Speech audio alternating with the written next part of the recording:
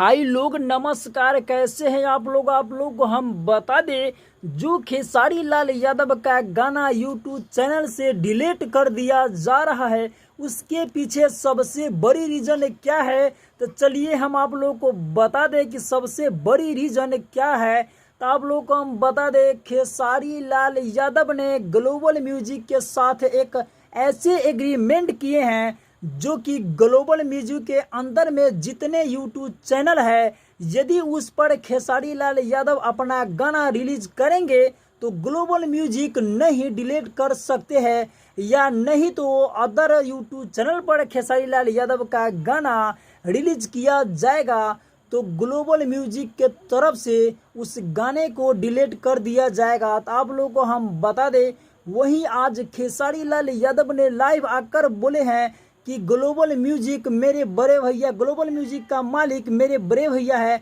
और हम देखते हैं कि मेरे बड़े भैया कब तक परेशान कर रहे हैं। तो आप लोग को हम बता दें, वहीं खेसारी लाल यादव ने यह भी बोले हैं कि जो मेरे 2 गाना डिलीट कर दिया गया है, वह दोनों गाना अब वापस यूट्यूब चैनल पर आ गया है और आप लोग एक बार फिर से उसे प्यार और आशीर्वाद देकर ट्रेंडिंग में पहुंचा दीजिए। आप लोगों को हम बता दें दोस्तों, यही सब बोलने के बाद खेसारी लाल यादव ने अपना लाइव